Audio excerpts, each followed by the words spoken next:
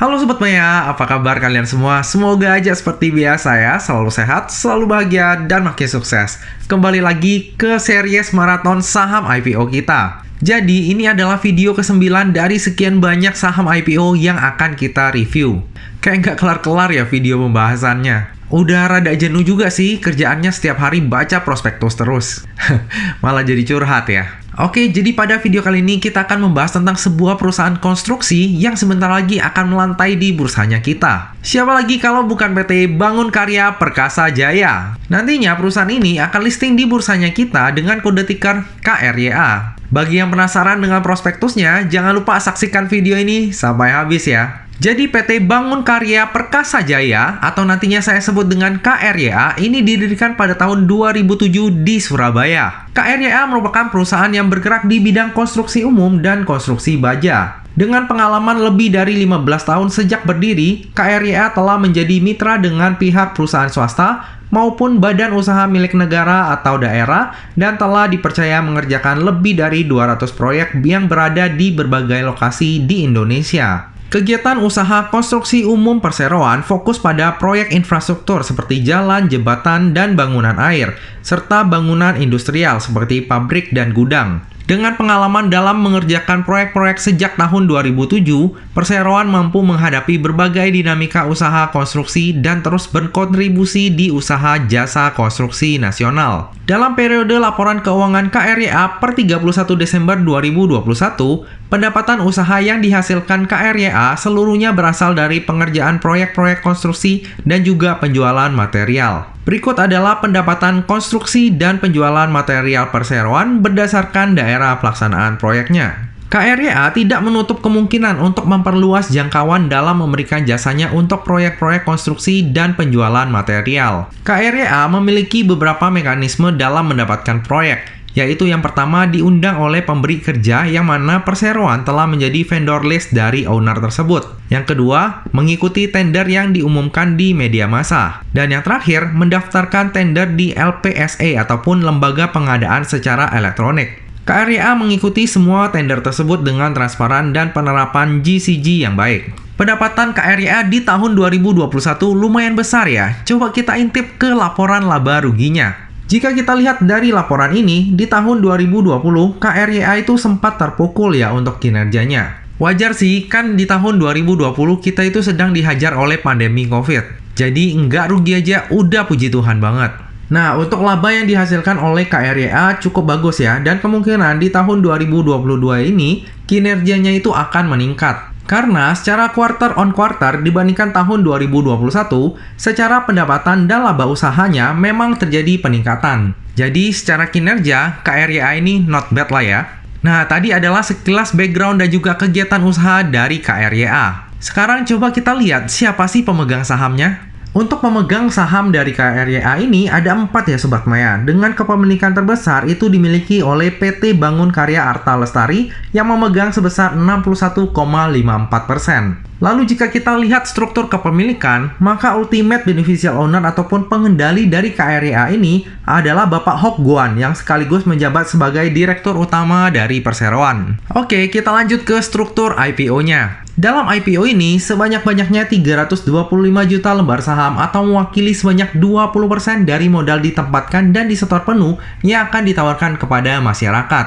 Harga penawarannya sendiri berkisar antara 120 hingga 130, sehingga dana yang akan diraup dari IPO ini adalah sebanyak-banyaknya sebesar 42,2 miliar. Jadi untuk dana yang dihimpun ini nggak terlalu besar ya. Lalu bersamaan dengan IPO ini juga akan dilakukan program ESA ataupun Employee Stock Allocation dan juga penerbitan waran gratis dengan rasio 2:1. Sayangnya hingga pada saat prospektus ini diterbitkan, untuk harga penebusan warannya masih belum diketahui. Oke, kita lanjut ke tujuan penggunaan dana IPO-nya. Dana IPO ini rencananya akan digunakan untuk tujuan-tujuan sebagai berikut.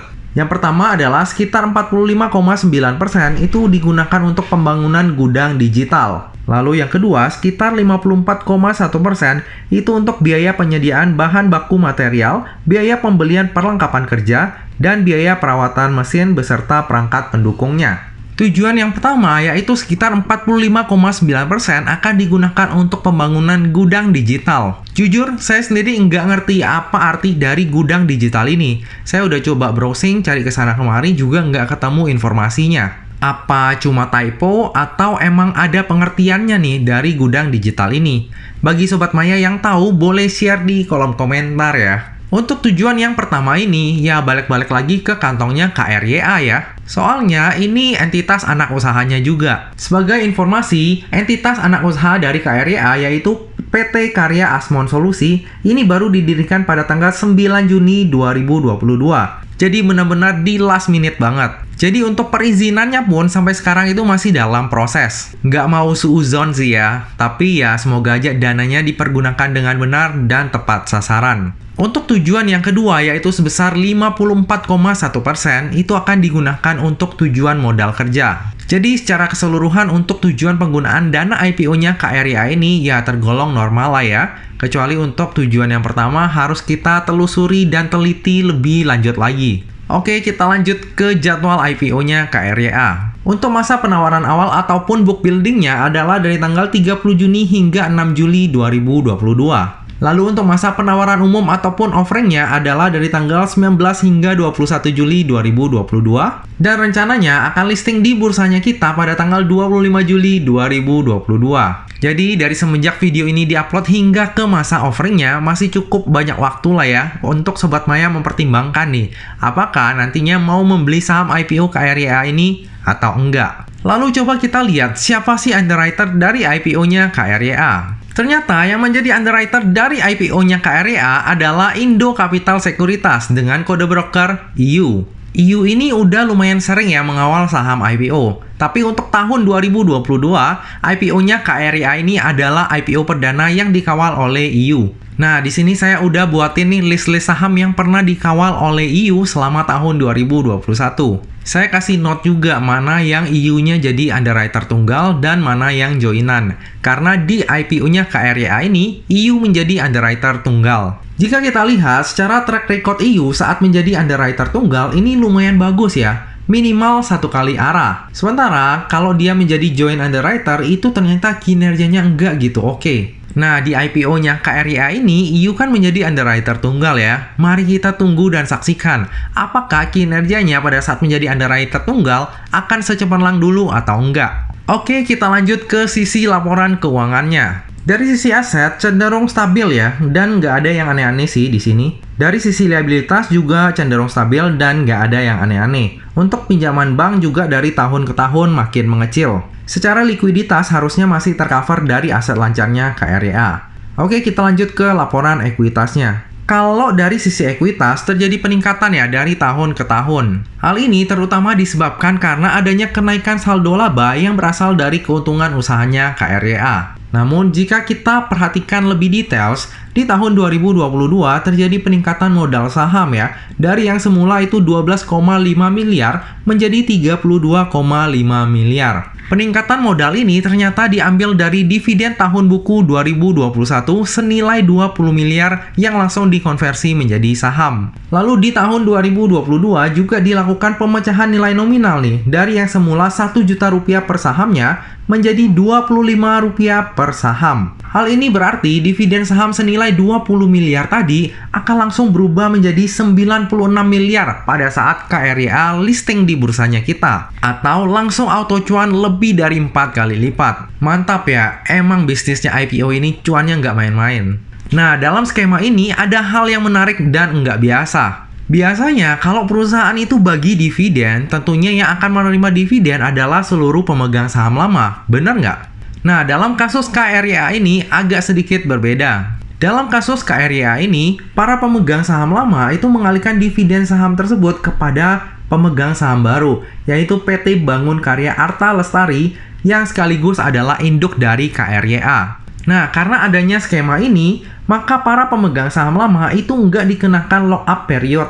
Sementara yang dikenakan lock-up period selama 8 bulan itu hanyalah PT Bangun Karya Arta Lestari. Nah loh, tapi jangan panik dulu ya. Biasanya kalau ada skema aneh-aneh kayak gini, malah justru sahamnya itu digoreng. Jadi nanti kita ikutin aja flow-nya. Kalau misalnya emang dibanting, ya udah kita langsung ikutan lepas juga. Nah, bagi Sobat Maya yang concern terhadap daftar efek syariah, jika kita lihat dari sisi rasio hutang dan juga sektor usahanya, maka KRYA ini kemungkinan besar akan masuk ke dalam daftar efek syariah. Namun, untuk lebih pastinya, kita tunggu aja pengumuman resminya. Nah, dengan kinerja KRYA sebagai perusahaan konstruksi yang masih berhasil mencetakkan laba di tengah pandemi, kira-kira valuasinya di harga IPO menarik nggak ya? Oke, langsung aja kita hitung valuasinya. Nah, kalau kita lihat dari tabel berikut, valuasi KRYA ini di tahun 2021 cenderung agak mahal ya. PER-nya sebesar 29,87 kali, sedangkan PBV-nya di 3,49 kali. Sementara jika kita lihat di tahun 2022, valuasinya jadi lebih menarik ya. PER-nya di 14,92 kali, sementara PBV-nya di 2,22 kali. Tapi kita nggak tahu nih valuasi segini murah atau enggak kalau misalnya kita belum bandingkan dengan perusahaan di sektor yang sejenis.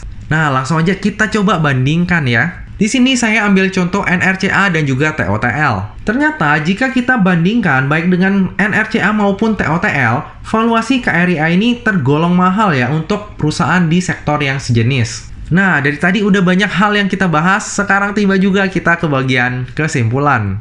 Kesimpulan yang pertama, kinerja KRYA sebagai perusahaan konstruksi yang masih berhasil mencetakkan laba di tengah pandemi patut untuk kita apresiasi. Tapi kalau saya bandingkan dengan perusahaan konstruksi yang belum lama listing di bursanya kita yaitu SMKM, kayaknya masih lebih bagusan kinerjanya SMKM. Tapi kalau kita belajar dari IPO-nya SMKM, itu cuma berhasil arah sekejap aja, habis itu langsung dibanting sampai ARB. Mungkin sektor konstruksi emang lagi kurang oke ya, jadi kurang diapresiasi oleh pasar. Kesimpulan yang kedua, tujuan penggunaan dana IPO KRYA tergolong normal. Tapi untuk tujuan yang pertama, itu ada kecenderungan bakalan masuk kantong kiri kanan aja. Lalu secara valuasi, jika kita bandingkan dengan perusahaan di sektor yang sejenis, KRYA ini tergolong mahal. Kesimpulan yang ketiga, underwriter dari IPO-nya KRYA ini adalah EU. Track record EU dalam mengawal saham IPO ketika menjadi underwriter tunggal cukup memuaskan. Semua sahamnya arah minimal di hari pertamanya listing. Mari kita lihat ya, apakah di IPO-nya KRYA akan begitu juga atau enggak. Kesimpulan yang keempat, bersamaan dengan IPO ini, terbit juga waran seri 1 dengan rasio 2:1. Hal ini membuat IPO-nya KRYA menjadi menarik, karena resiko kerugian di hari pertamanya listing menjadi lebih terukur. Kesimpulan yang terakhir, seperti IPO sebelumnya, saya akan memanfaatkan momentum IPO ini untuk mendulang cuan. Walaupun nggak yakin dengan KRYA, tapi menurut saya pribadi, masih ada peluang nih KRYA ini akan digoreng, mengingat size-nya juga nggak besar. Jumlah dana yang dihimpun itu nggak banyak, dan jumlah saham beredarnya juga sedikit. Jika ada bandar yang mau goreng, harusnya nggak butuh dana yang super banyak. IPO KRYA sendiri itu harganya di bawah harga 200, sehingga potensi rewardnya itu lumayan besar ya, bisa hingga 35%. Tapi saya sendiri cuma akan mengincar momentum jangka pendek. Saya akan take profit sesuai keserakahan saya, dan jika udah nggak kuat naik, saya juga akan langsung buang saat itu juga. Seperti biasa, yang namanya saham, terlebih saham IPO, itu nggak pernah luput dari yang namanya resiko. Jadi pastikan Sobat Maya melakukan orderan sesuai dengan resiko yang siap untuk Sobat Maya tanggung ya. Lebih lengkapnya tentang pemesanan saya, akan saya update di tab community ataupun IG saya pada saat masa offering ya. Nah Sobat Maya, demikianlah video pembahasan saham IPO KRYA. Semoga video ini dapat bermanfaat bagi Sobat Maya semuanya dan dapat menjadi bahan pertimbangan nih, apakah nantinya mau membeli saham IPO KRYA atau enggak. Jika Sobat Maya suka dengan video ini, jangan lupa untuk subscribe, like, komen, dan share video ini ya. Nah Sobat Maya, demikianlah video kali ini. Akhir kata, jangan lupa untuk selalu jaga kesehatan, jangan lupa untuk selalu bahagia, dan semoga perjalanan investasi kita selalu cuan bareng-bareng ya. Sampai jumpa di video selanjutnya. Dah.